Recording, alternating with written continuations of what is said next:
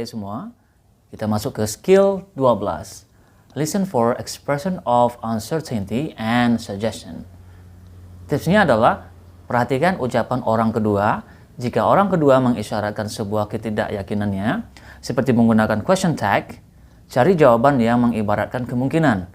Apabila orang kedua mengisyaratkan saran atau ajakan, perhatikan subjek dan kata kerja yang diucapkannya.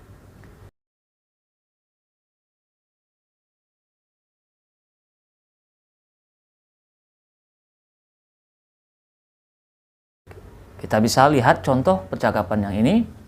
It's going to be rather difficult, isn't it? Ingat kembali pada ucapan orang kedua, wanita ini mengisyaratkan sebuah ketidakyakinannya tentang apa yang dibicarakan pembicara pertama. Seperti menggunakan bentuk question tag, isn't it?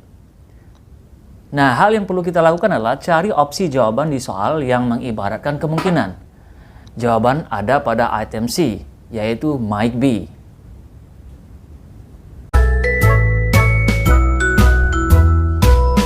Skill 13. Listen for emphatic expression of surprise.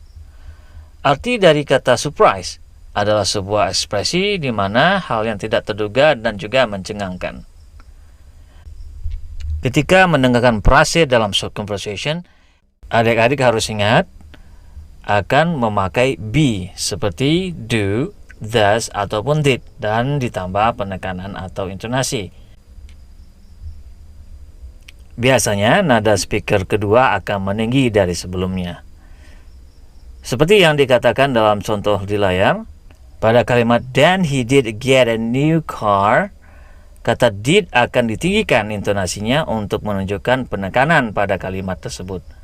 Sehingga kita mengartikan bahwa orang tersebut merasa heran akan mobil baru yang dimiliki oleh orang yang disebutkan dalam dialog ini.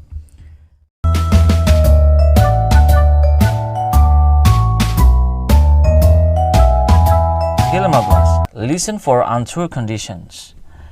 Kalimat berikutnya adalah kalimat pengandaian. Ide yang perlu diingat dalam strategi ini adalah kondisi yang disebutkan dalam dialog menyiratkan kebalikan dari kondisi itu sebenarnya. Nah, seperti pada video sebelumnya, sudah ada informasi yang menyampaikan bahwa keinginan positif adalah kenyataannya yang negatif, keinginan negatif adalah kenyataannya yang positif. Nah, tergambar pada contoh soal di layar, telah saya berikan petunjuknya bahwa ungkapan if I had a time, I would go merupakan pernyataan yang bertentangan pada kenyataannya, yakni pergi ke pesta. Kesimpulan kita bahwa dia tidak mungkin pergi ke pesta tersebut.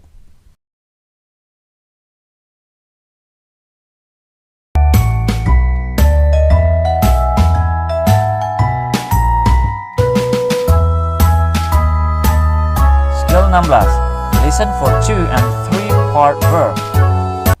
Di mana kata kerja akan Anda dengarkan digabung sekaligus dalam pernyataan di short conversation.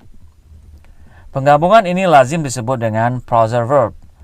Phrasal verb adalah gabungan dari kata kerja dan kata depan yang dapat memiliki arti yang sama dengan arti sebenarnya. Misalkan, go on. Go adalah kata kerja dan on adalah kata depan.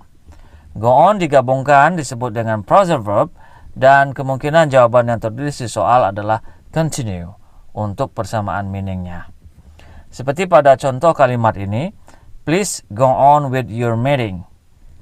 Versi selanjutnya, please continue with your meeting. Nah, pada contoh di layar bisa kita pahami bahwa muncul conversation, it was call off. Ini adalah ungkapan gabungan dari kata kerja dan kata depan. Apabila Anda mampu memperbanyak kosakata tentang phrasal verb ini, saya yakin adik-adik mampu menjawabnya. Arti dari frasa call off adalah membatalkan.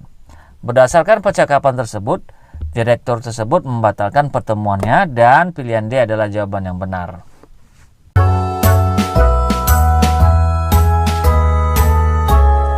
Skill ke-17. Ungkapan khusus yang satu ini biasanya berupa gabungan dari kata maknanya yang tidak bisa diterka dari unsur kata penyusunannya. Ini tidak bisa kita artikan secara harfiah. akan tetapi ada ekspresi tersirat di dalamnya. Nah, seperti contoh di layar, pada lembar soal tertulis seperti ini. He is lighting a candle. He is holding the candle at the top and the bottom. She is doing too much. He is working as a firefighter. Idiom burning the candle at the both hands, ketika mendengarkan idiom ini, tidak bisa kita artikan per kata. Misalnya, burning artinya membakar, candle artinya lilin, dan selanjutnya.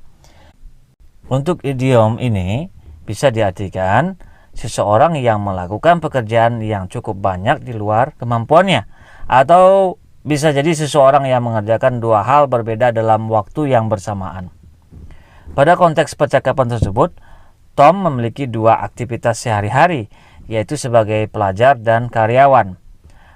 Dalam hal ini, apa yang dilakukan oleh Tom tersebut dapat dikatakan terlalu berlebihan.